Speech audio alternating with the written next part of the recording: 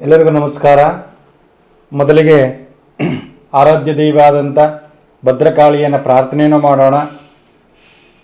ಸರ್ವಮಾಂಗಲ್ಯೆ ಶಿವೆ ಸರ್ವಪ್ರಸಾದಿಕೆ ಶರಣ್ಯೇ ತ್ರ್ಯಂಬಕೆ ಗೌರಿ ನಾರಾಯಣೇ ನಮೋಸ್ತುತೆ. ವಿಶ್ವಮಂಗಳೇ ದೇವಿ ಚ ವಿಶ್ವವಿದ್ಯಾವಿನೋದಿ ಲೋಕಮಾತಾ ನಮಸ್ತುಭ್ಯಂ ಭದ್ರಕಾಳಿಯೇ ನಮಃ.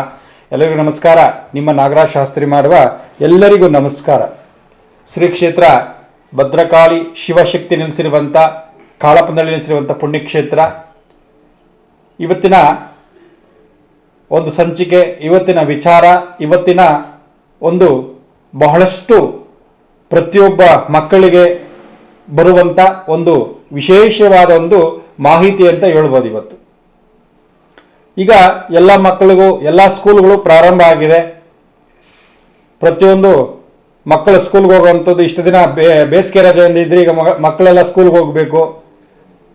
ಹಾಗಾಗಿ ವಿಶೇಷವಾಗಿ ಏನಪ್ಪ ಅಂತಂದಾಗ ಎಷ್ಟೇ ಓದ್ರು ಮಕ್ಕಳು ಮರ್ತೋಗಂತಿರ್ತದೆ, ಎಷ್ಟೇ ಓದ್ರು ತಲೆಗಂತಲ್ಲ.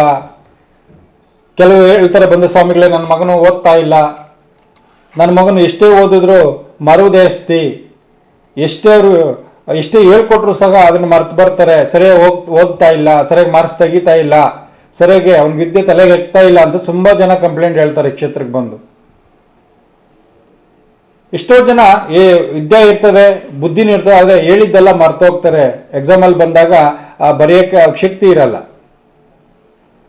ಹಾಗಾಗಿ ಈಗ ಪ್ರಾರಂಭ ಆಗಿರುವಂಥ ಸ್ಕೂಲ್ಗಳಲ್ಲಿ ಎಷ್ಟೋ ಟೀಚರ್ಗಳು ಸಹ ಹೇಳ್ಕೊಡ್ತಾರೆ, ಅದು ಹೇಳಿದ್ದನ್ನ ಮನೆಗೆ ಬರೋ ಬಿಟ್ಟಿಗೆ ಮರ್ತಿರ್ತಾರೆ. ಎಷ್ಟೋ ಜನಕ್ಕೆ ಮರುವುದೇ ಜಾಸ್ತಿ.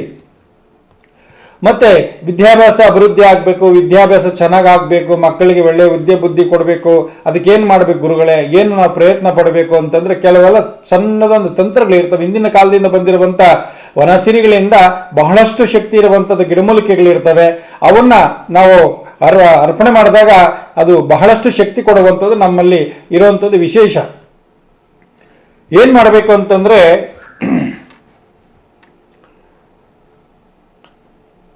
ಕೆಲವು ಗಿಡಮೂಲಿಕೆಗಳಿಂದ ಬಹಳಷ್ಟು ಆ ಶಕ್ತಿಯನ್ನು ಇರುವಂಥದ್ದು, ಬಹಳಷ್ಟು ವಿಚಾರ ಇರುವಂಥದ್ದು. ಹಾಗಾಗಿ ಇದಕ್ಕೆಲ್ಲ ನಾವೇನು ಮಾಡಬೇಕು, ಏನು ಉಪಯೋಗಿಸ್ಬೇಕು ಅಂತಂದಾಗ ಉತ್ರಾಣಿ ಕಡ್ಡಿ ಅಂತ ಬರ್ತದೆ. ಎಲ್ಲ ಸಾಮಾನ್ಯವಾಗಿ ನೋಡಿರ್ತೀರಿ, ಹಳ್ಳಿಗಳ ಕಡೆ ಇರ್ತದೆ, ಸಿಗುತ್ತೆ ಉತ್ರಾಣಿ ಕಡ್ಡಿ. ಮತ್ತು ಬಿಳಿ ಎಕ್ಕದ ಕಡ್ಡಿ ಅಂತ ಸಾಮಾನ್ಯವಾಗಿ ಎಲ್ಲ ಕಡೆ ನೀವು ನೋಡಿರ್ತೀರಾ, ಪೂಜೆನೂ ಮಾಡಿರ್ತೀರಾ. ಉತ್ರಾಣಿ ಕಡ್ಡಿ ಮತ್ತು ಎಕ್ಕದ ಕಡ್ಡಿ ಇದನ್ನ ತಂದು ನಾವೇನು ಮಾಡಬೇಕು ಅಂತಂದಾಗ, ಇದನ್ನ ಬುಧವಾರ ನೀವು ಹೋಗಿ ಫಸ್ಟ್ ಒಂದು ದಿವಸ ಗಿಡ ನೋಡ್ಕೊಂಬನ್ನಿ. ಗಿಡ ನೋಡ್ಕೊಂಬಂದು ಉತ್ರಾಣಿ ಕಡ್ಡಿನೇ ಮತ್ತು ಎಕ್ಕದ ಗಿಡ ನೋಡ್ಕೊಂಬಂದು ಹೋಗಿ ಒಂದು ದಿವಸ ನೋಡ್ಕೊಂಬನ್ನಿ. ಗುರುವಾರ ತೆಗಿಬೇಕು ಅದನ್ನ.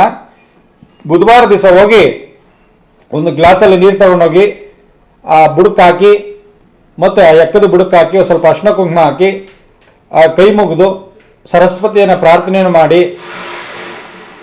ಗುರುನ ಪ್ರಾರ್ಥನೆ ಮಾಡಬೇಕು. ಉತ್ರಾಣಿ ಕಡ್ಡಿ ಗುರು ಇರುವಂಥ ಜಾಗ ಅದು.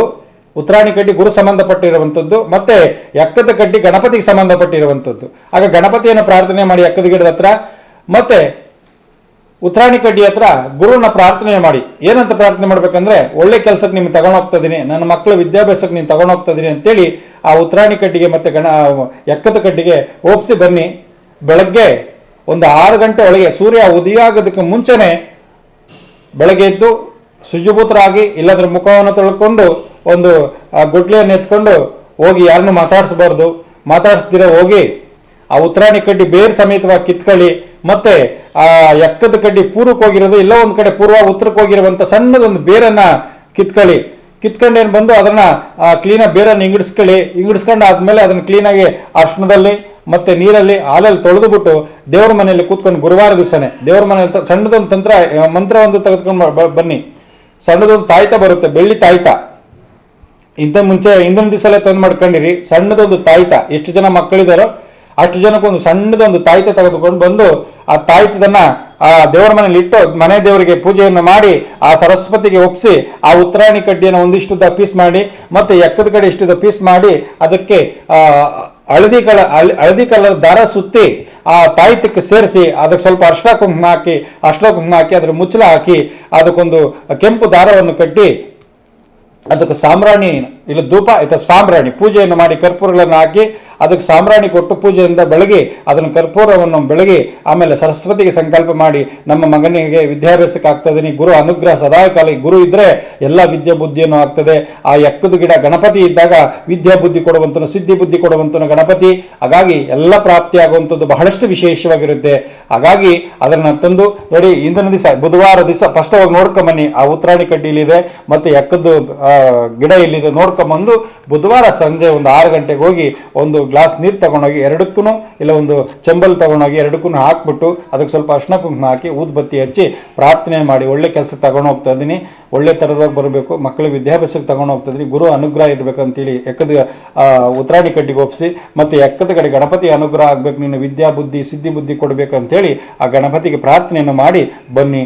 ಗುರುವಾರ ದಿವಸ ಬೆಳಗ್ಗೆ ಹೋಗಿ ಆ ಎಕ್ಕದ ಮತ್ತು ಆ ಉತ್ತರಾಣಿ ಕಡ್ಡಿ ಒಂದೇ ಸಲ ಯಾರನ್ನ ಮಾತಾಡಿಸ್ಬಾರ್ದು, ಆ ಕಿತ್ಕೊಂಬಂದು ದೇವ್ರ ಮನೆಯಲ್ಲಿಟ್ಟು ಅದಕ್ಕೆ ಅಭಿಷೇಕ ಅನ್ನೋದು ಹಾಲು ಮತ್ತು ಅರ್ಶಿಣದಲ್ಲಿ ತೊಳೆದು ಅಭಿಷೇಕ ಮಾಡಿ ಒಂದಿಷ್ಟು ಬೇರೆನ ಆ ಬೆಳ್ಳಿ ತಾಯ್ತಕ್ಕೆ ಸೇರಿಸಿ ಅದನ್ನು ಧೂಪ ನೈವೇದ್ಯಗಳನ್ನು ಮಾಡಿ ಆ ಭಗವಂತನಿಗೆ ಒಪ್ಪಿಸಿ, ನಿಮ್ಮ ಮನೆಯವರಿಗೆ ಒಪ್ಪಿಸಿ ಮತ್ತು ಸರಸ್ವತಿ ಮತ್ತು ಗಣಪತಿಗೆ ಪ್ರಾರ್ಥನೆಯನ್ನು ಮಾಡಿ ಸಂಕಲ್ಪ ಮಾಡಿ ಮಗನಿಗೆ ಕೊರಳಿಗಾಗಲಿ ಇಲ್ಲ ಸೊಂಟಕ್ಕಾಗಲಿ ಹಾಕಿ ಖಂಡಿತವಾಗಿ ಅವ್ರಿಗೆ ಮರವು ಬರಲ್ಲ, ವಿದ್ಯಾಭ್ಯಾಸ ಚೆನ್ನಾಗಿ ಅಂಟ್ತದೆ, ವಿದ್ಯೆ ಚೆನ್ನಾಗಿ ಅವ್ರ ತಲೆ ಹೋಗ್ತದೆ, ಹೇಳಿದ್ದು ಮರುವಾಗಲ್ಲ, ಅವ್ರಿಗೆ ಒಳ್ಳೆಯ ವಿದ್ಯಾ ಬುದ್ಧಿ ಕೊಡ್ತಾರೆ, ಭಗವಂತನು ಅನುಗ್ರಹ ಆಗ್ತದೆ. ಗುರು ಇದ್ದಾಗ ವಿದ್ಯಾ ಬುದ್ಧಿ ಜಾಸ್ತಿ ಬರುವಂಥದ್ದು ಇರ್ತದೆ.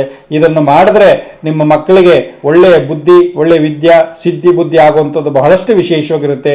ಇದು ಖಚಿತವಾಗಿ ಮಾಡಿ, ಮನೆಯಲ್ಲಿ ಮಾಡಿ, ಯಾವುದೇ ಒಂದು ಮಂತ್ರನೂ ಬೇಕಾಗಿಲ್ಲ. ಆ ಭಗವಂತನ ಪ್ರಾರ್ಥನೆ ಮಾಡಿ ಸಂಕಲ್ಪ ಮಾಡಿ, ಸರಸ್ವತಿಯನ್ನು ಪ್ರಾರ್ಥನೆಯನ್ನು ಮಾಡಿ, ಗಣಪತಿಯನ್ನು ಪ್ರಾರ್ಥನೆ ಮಾಡಿ. ಹಾಗಾಗಿ ಸರಸ್ವತಿ ಕೃಪಾ ಗುರು ಇದ್ದಾಗ ವಿದ್ಯೆ ಚೆನ್ನಾಗಿ ಅಂಟುವುದಿರ್ತದೆ, ಕೆಲಸ ಅಭಿವೃದ್ಧಿ ಆಗುವಂಥದ್ದು ಇರ್ತದೆ, ಮತ್ತು ಗಣಪತಿ ಇದ್ದಾಗ ಸಿದ್ಧಿ ಬುದ್ಧಿ ಕೊಡುವಂಥದ್ದು ಇರ್ತದೆ. ಹಾಗಾಗಿ ಈ ಸಣ್ಣ ತಂತ್ರವನ್ನು ನೀವು ಮನೆಯಲ್ಲಿ ಮಾಡ್ಕೊಳ್ಳಿ. ಆದಷ್ಟು ಬಹಳಷ್ಟು ಶಕ್ತಿ ಇರುವಂಥ ಈ ಸಣ್ಣ ತಂತ್ರ ಮಾಡಿಕೊಂಡು ಅದನ್ನು ಮಕ್ಕಳಿಗೆ ಸೊಂಟಕ್ಕಾಗಲಿ ಅಥವಾ ಕೊರಳಿಗಾಗಲಿ ಹಾಕಿ ಆ ಭಗವಂತನ ಕೃಪೆಯಿಂದ ನಿಮ್ಮ ಮಕ್ಕಳಿಗೆ ಒಳ್ಳೆಯ ವಿದ್ಯೆ ಬುದ್ಧಿ ಕೊಡುವಂಥದ್ದಾಗ್ತದೆ. ಹಾಗಾಗಿ ಸಣ್ಣ ತಂತ್ರವನ್ನು ಮಾಡಿ ನಿಮ್ಮ ಮಕ್ಕಳಿಗೆ ಒಳ್ಳೆಯ ಕೀರ್ತಿಯನ್ನು ತರುಕೊಳ್ಬೇಕಾಗಿ ಪ್ರಾರ್ಥನೆಯನ್ನು ಮಾಡೋಣ. ಸರ್ವೇ ಜನ ಸುಖಿನೋ ಭವಂತು.